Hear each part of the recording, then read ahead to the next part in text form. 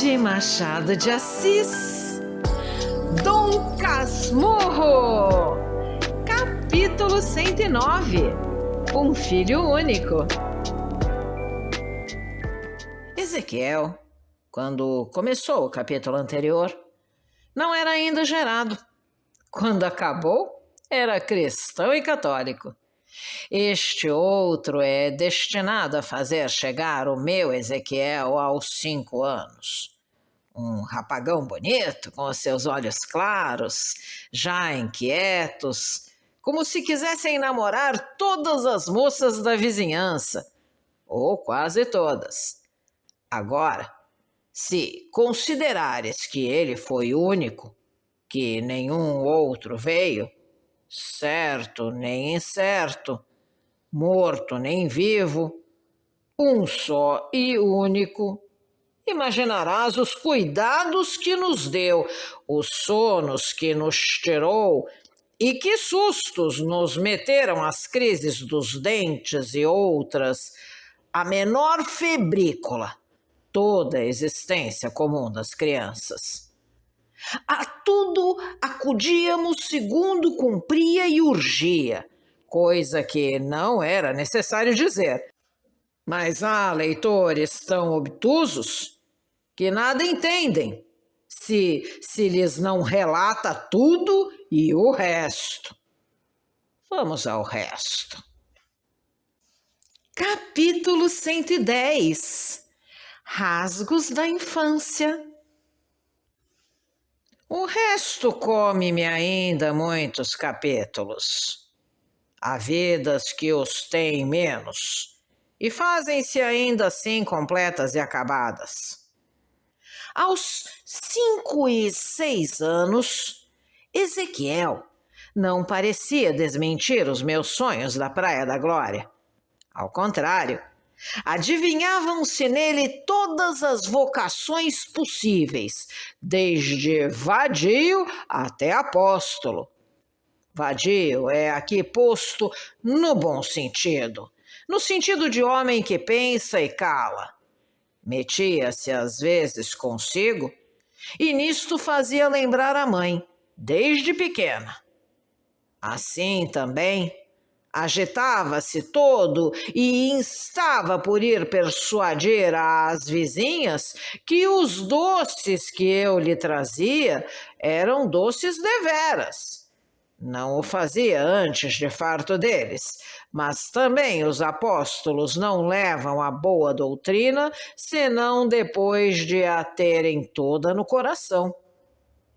Escobar, bom negociante, opinava que a causa principal desta outra inclinação talvez fosse convidar implicitamente as vizinhas a igual apostolado, quando os pais lhe trouxessem doces. E ria-se da própria graça e anunciava-me que o faria seu sócio. Gostava de música, não menos que de doce. E eu disse a Capitu que lhe tirasse ao piano o pregão do preto das cocadas de matar-cavalos. Não me lembra. Não diga isso. Você não se lembra daquele preto que vendia doce às tardes? Lembro-me de um preto que vendia doce, mas não sei mais da toada. Nem das palavras? Nem das palavras. A leitora que ainda se lembrará das palavras, dado que me tenha lido com atenção, ficará espantada de tamanho esquecimento, tanto mais que lhe lembrarão ainda as vozes da sua infância e adolescência. Haverá olvidado algumas, mas nem tudo fica na cabeça. Assim, me replicou o Capitu, e não achei tréplica. Fiz, porém, o que ela não esperava. Corri aos meus papéis velhos. Em São Paulo, quando estudante, pedi a um professor de música que me transcrevesse a toada do pregão. Ele o fez com prazer. Bastou-me repetir-lhe de memória. E eu guardei o papelinho. Fui procurá-lo. Daí a pouco interrompi um romance que ela tocava com o pedacinho de papel na mão. Expliquei-lhe. Ela teclou as 16 notas. Capitu achou a toada um sabor particular, quase delicioso. Contou ao filho a história do pregão e assim o cantava e teclava. Ezequiel aproveitou a música para pedir-me que desmentisse o texto, dando-lhe algum dinheiro. Fazia de médico, de militar, de ator e bailarino. Nunca lhe dei oratórios, mas cavalos de pau e espada à cinta eram com ele. Já não falo dos batalhões que passavam na rua e que ele corria a ver. Todas as crianças o fazem. O que nem todos fazem é ter os olhos que esta tinha. Em nenhuma vi as ânsias de gosto com que assistia à passagem da tropa e ouvia a marcha dos tambores. Olha, papai, olha! Estou vendo, meu filho. Olha o comandante! Olha o cavalo do comandante! Olha os soldados! Um dia amanheceu tocando corneta com a mão. Dei-lhe uma cornetinha de metal. Comprei-lhe soldadinhos de chumbo, gravuras de batalhas que ele mirava por muito tempo, querendo que lhe explicasse uma peça de artilharia, um soldado caído, outro de espada alçada, e todos os seus amores iam para a espada alçada. Um dia, ingenuidade, perguntou-me impaciente. Mas, papai, por que é que ele não deixa cair a espada de uma vez? Meu filho, é porque é pintado. Mas, então, por que é que ele se pintou? Ri-me do engano e expliquei que não era o soldado que se tinha pintado no papel, mas o gravador. E tive de explicar também o que era gravador e o que era gravura. As curiosidades de Capitu, em suma. Tais são os principais rasgos da infância. Mais um e acaba o capítulo. Um dia, na chácara de Escobar, deu com um gato que tinha um rato atravessado na boca. O gato nem deixava a presa, nem via por onde fugisse. Ezequiel não disse nada. Deteve-se, acocorou-se e ficou olhando. Ao vê-lo assim, atento, perguntamos-lhe de longe o que era. Fez-nos sinal que nos calássemos. Escobar concluiu. Vão ver que é o gato que apanhou algum rato. Os ratos continuam a infestar-se a casa, que é o diabo. Vamos ver. Capitu quis também ver o filho. Acompanhei-os. Efetivamente, era um gato e um rato. Lance banal, sem interesse nem graça. A única circunstância particular era estar o rato vivo, esperneando, e o meu pequeno enlevado. De resto, o instante foi curto. O gato, logo que sentiu mais gente, dispôs-se a correr. O menino, sem tirar-lhes os olhos de cima, fez-nos outro sinal de silêncio.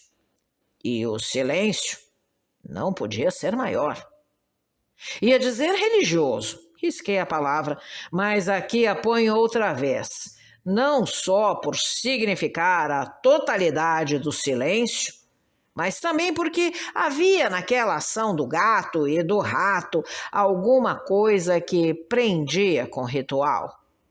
O único rumor eram os últimos guinchos do rato. Aliás, frouxíssimos. As pernas mal se lhe moviam e desordenadamente. Um tanto aborrecido, bati palmas para que o gato fugisse. E o gato fugiu. Os outros nem tiveram tempo de atalhar-me. Ezequiel ficou abatido. Ora, papai! Que foi? A esta hora o rato está comido. Pois sim, mas eu queria ver. Os dois riram-se. Eu mesmo achei-lhe graça. Capítulo 111. Contado depressa. Achei-lhe graça. E não lhe nego ainda agora, apesar do tempo passado, dos sucessos ocorridos, e de tal ou qual simpatia ao rato que acha em mim. Teve graça. Não me pesa dizê-lo. Os que amam a natureza como ela quer ser amada, sem repúdio parcial nem exclusões injustas, não acham nela nada inferior. Amo o rato, não desamo o gato. Já pensei em os fazer viver juntos, mas vi que são incompatíveis. Em verdade, um rói-me os livros, outro o queijo. Mas não é muito que eu lhes perdoe, se já perdoei a um cachorro que me levou ao descanso em piores circunstâncias. Contarei o caso depressa. Foi quando nasceu Ezequiel. A mãe estava com febre. Sancha vivia ao pé dela e 3 cães na rua latiam toda a noite. Procurei o fiscal e foi como se procurasse o leitor, que só agora sabe disto. Então, resolvi matá-los. Comprei veneno, mandei fazer 3 bolas de carne e eu mesmo inseri nelas a droga. De noite, saí. Era 1h. Nem a doente, nem a enfermeira podiam dormir com a bulha dos cães. Quando eles me viram, afastaram-se. 2 desceram para o lado da praia do Flamengo. Um ficou a curta distância, como que esperando. Foi-me a ele, assobiando e dando estalinhos com os dedos. O diabo ainda latiu, mas fiado nos sinais de amizade, foi se calando, até que se calou de todo. Como eu continuasse, ele veio a mim, devagar, mexendo a cauda, que é o seu modo de rir deles.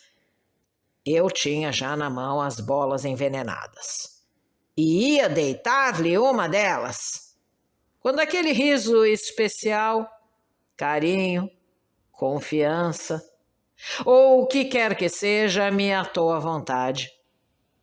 Fiquei assim, não sei como, tocado de pena e guardei as bolas no bolso. Ao leitor pode parecer que foi o cheiro da carne que remeteu o cão ao silêncio.